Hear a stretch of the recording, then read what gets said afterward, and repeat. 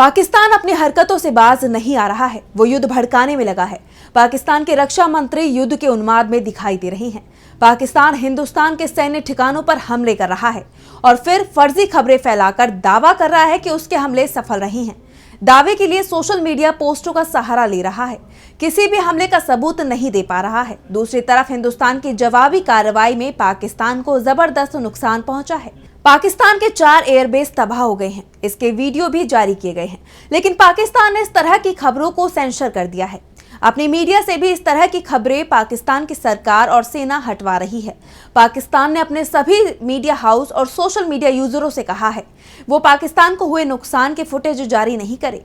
इसके साथ ही पाकिस्तान की तरफ से कई फर्जी खबरों के सहारे दावे किए जा रहे हैं कि उसने ड्रोन और मिसाइल हमलों में हिंदुस्तान को जबरदस्त नुकसान पहुंचाया है, लेकिन इसके सबूत नहीं दिए जा रहे हैं।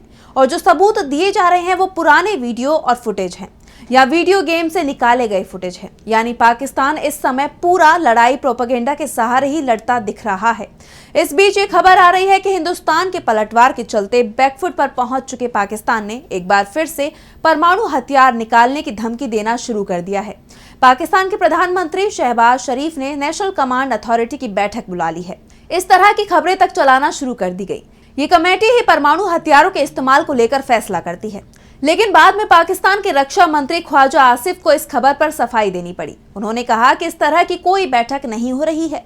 साफ है पाकिस्तान बेहद मुश्किल में दिखाई दे रहा है और इसी के चलते या तो वो झूठी खबरें फैला रहा है या फिर एटम बम की धमकी दे रहा है। लेकिन पाकिस्तान की सभी धमकी और दावों की पोल भारतीय विदेश मंत्रालय और सेना की तरफ से खोल कर रख दी गई है। विदेश मंत्रालय की तरफ से की गई प्रेस कॉन्फ्रेंस में कर्नल सोफिया कुरैशी ने पाकिस्तानी सेना की कार्रवाई को लेकर कहा कि वो लगातार गलत सूचनाएं फैला रही हैं। सिरसा, सूरतगढ़, आदमपुर में भारतीय सैन्य ठिकानों को नुकसान पहुंचाने के पाकिस्तानी दावे पूरी तरह झूठ और मनगढ़ंत है। कर्नल सोफिया कुरैशी ने कहा कि पाकिस्तान ने लाहौर से उड़ान भरने वाले नागरिक विमानों की आड़ लेकर अंतर्राष्ट्रीय हवाई मार्गों का दुरुपयोग किया ताकि वे अपनी गतिविधियां छिपा सके। इसके साथ ही कर्नल सोफिया ने कहा कि पाकिस्तान की तरफ से श्रीनगर से नलिया तक 26 लोकेशन पर ड्रोन से हवाई घुसपैठ की कोशिश की गई, जिसे नाकाम कर दिया गया। पाकिस्तान ने हाई स्पीड मिसाइल से पंजाब एयरबेस को निशाना बनाने की नाकाम कोशिश की। पाकिस्तानी सेना ने हिंदुस्तान के सैन्य ठिकानों पर हमला करने के लिए ड्रोन, लंबी दूरी के हथियार और लड़ाकू विमानों का इस्तेमाल किया। इन हमलों में उधमपुर, भुज, पठानकोट और भटिंडा एयरफोर्स स्टेशनों पर मामूली नुकसान हुआ है। पाकिस्तान नागरिक इलाकों को लगातार निशाना बनाने की कोशिश कर रहा है, लेकिन उसकी हर कोशिश नाकामयाब साबित हो रही है। वहीं विंग कमांडर व्योमिका सिंह ने कहा कि हिंदुस्तान ने पाकिस्तान के हर हमले का जवाब दिया है। पाकिस्तान ने स्वास्थ्य सुविधाओं और स्कूल पर भी हमला किया। भारतीय वायुसेना की अधिकारी व्योमिका सिंह ने कहा, In a swift and calibrated response, Indian Armed Forces carried out precision attacks only on identified military targets. These included technical infrastructure, command and control centers, radar sites and weapon storage areas.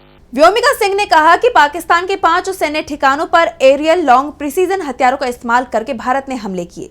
Pakistan के Murid Chakwal airbase, Noor Khan Rawalpindi airbase, Rafiqui Shorkot airbase और रहीम यार Khan airbase को हिंदुस्तान के सटीक हमले में काफी नुकसान पहुंचा है। विदेश सचिव विक्रम मिस्री ने कहा कि पाकिस्तान और उसकी सरकारी एजेंसियां झूठ बोल रही हैं। उनके सभी दावों की हमने पोल खोल दी है। सिरसा एयरफोर्स स्टेशन को तबाह करने का उनका दावा पूरी तरह झूठा है। सूरतगढ़ एयरफोर्स बेस, आदमपुर में S-400 बेस को तबाह करने का दावा पूरी तरह झूठा है। महत्वपूर्ण infrastructure, power system, cyber system पर हमला करने और उन्हें तबाह करने के दावे झूठे हैं। पाकिस्तान की झूठी खबरों से सावधान रहने की जरूरत है। उन्होंने कहा, ये पाकिस्तानी गतिविधियां हैं पिछले 2-3 दिन से, जो एक एस्केलेटरी तौर पे देखी जा रही हैं और प्रोवोकेटिव तौर पे देखी जा रही हैं। I've said on numerous. साफ है भारत की कार्रवाई से पाकिस्तान में हड़कंप मच गया है और अब पाकिस्तान के उप प्रधानमंत्री इशाक डार का बयान सामने आया है, जिसमें वो शांति की बात कर रहे हैं। डार ने कहा है कि अगर भारत हमले रोक देता है तो पाकिस्तान तनाव करने को तैयार है, लेकिन सवाल तो ये ही उठ रहा है कि हमले पाकिस्तान की तरफ से हो रहे हैं। भारत बेहद संयमित तरीके से पाकिस्तान के हमलों का जवाब दे रहा है।